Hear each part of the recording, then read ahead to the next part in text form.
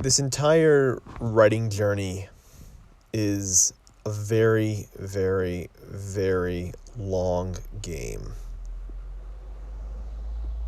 I suppose I should add, it's a long game if you want to make it one.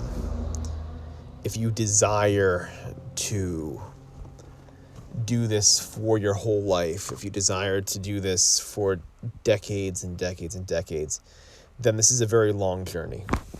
And along that journey, you need to always remember that composure is going to carry you a lot of that way.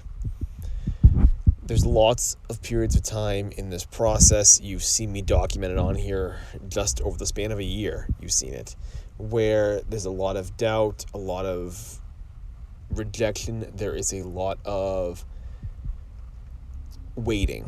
There's a lot of waiting for that thing that you're not sure if it ever will come, right? And amidst that process, what keeps you going is your composure. That's kind of what keeps you from doing the drastic things like quitting, like throwing out your entire manuscript in one heap, right? From hitting the delete button on your entire project one drunken night at your keyboard when you've gotten so many rejections that you think, all right, this is never going to work out, and you say, all right, I'm done. Composure is what keeps you. A lot of that is learning to take both the rejections in stride and also maintaining the composure, maintaining a sense of perspective on where the story is going to go, where your individual story, where your journey is going to take you. Understanding that at every point in your life, you face some sort of challenge and you ended up okay.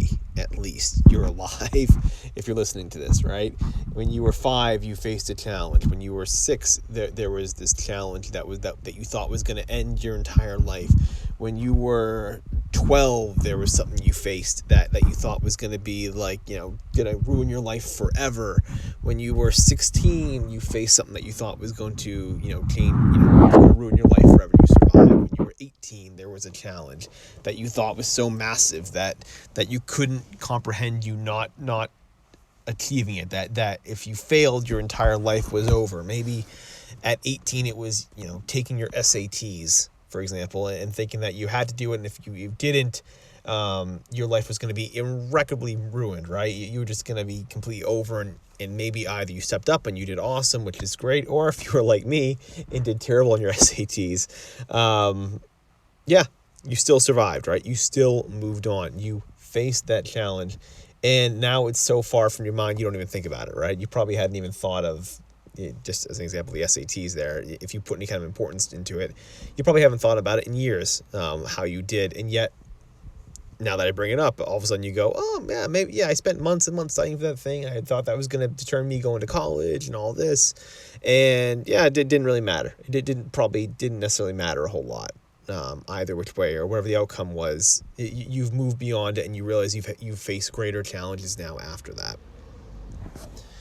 And it's the same thing with this process. It's keeping that kind of cool head. I'm not necessarily someone who's known to do that. And I think this is probably as much a lesson for myself as it is just me throwing this out into the YouTube world. I have been known to be very hot-headed and to be very impulsive at times.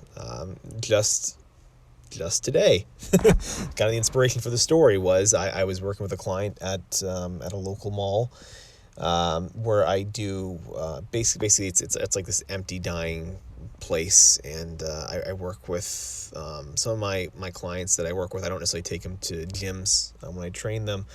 Sometimes they're so I guess how do I say it? They're so out of shape that just going for walks is like the first step, basically. So what I'll do is I'll take them to like an empty mall, we'll just walk around for a bit, right? But I was doing an assessment there, right? And typically what I do with my assessments are I'll basically do like a 6-minute walk where I'll have them walk around a certain area, and I'll track basically their blood pressure and heart rate beforehand, then afterwards, and see how far they can kind of walk in the 6 minutes. And then over the course of 3 months, 6 months, 9 months, I'll redo the assessment over and over again during these time periods to see, hey, are you making progress, right? Is your working capacity increasing?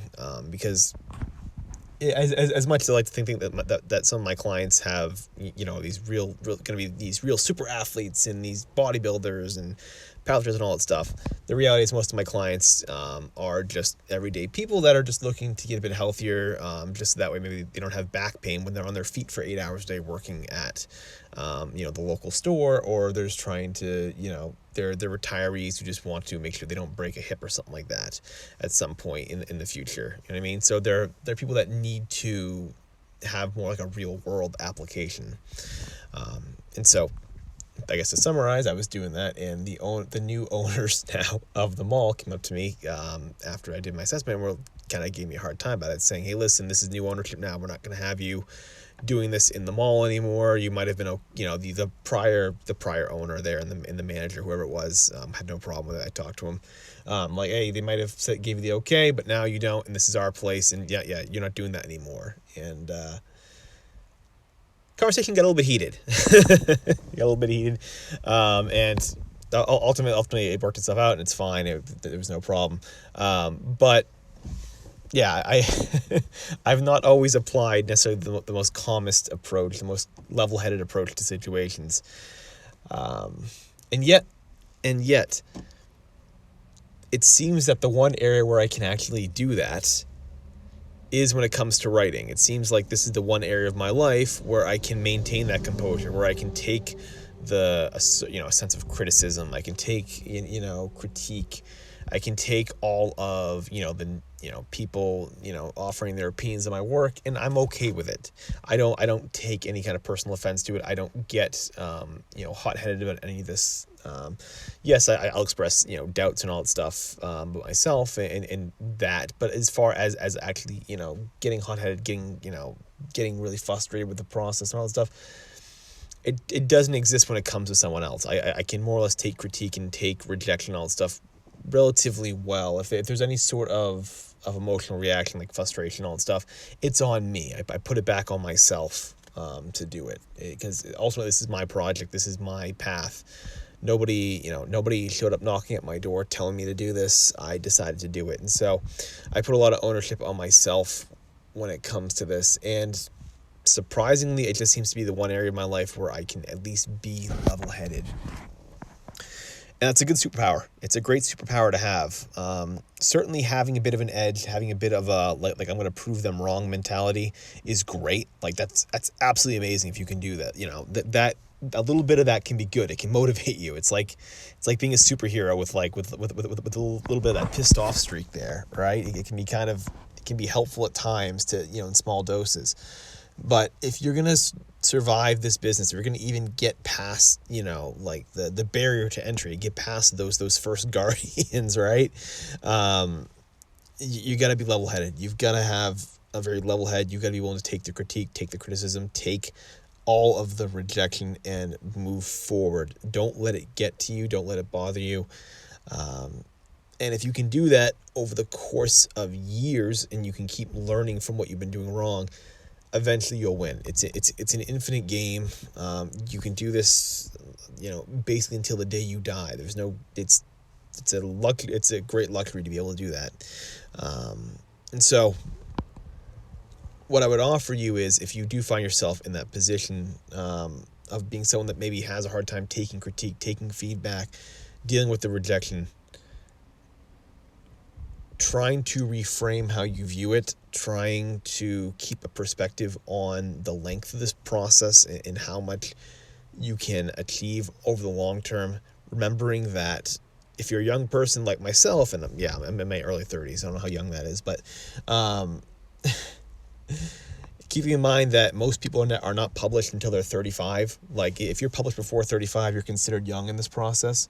Most people write for a decade before they ever get anything published. It's a long con. a very long con, or a long game, however you want to view it.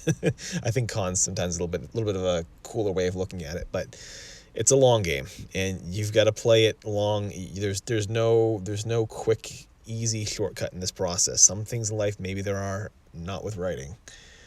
And so, if you are someone that's going through that struggle, keep that in mind. It's a long game, and what gets you through it is maintaining that composure. It's a long process to be angry and pissed off at everyone else for weeks and weeks and months and years. It's a long time to be angry.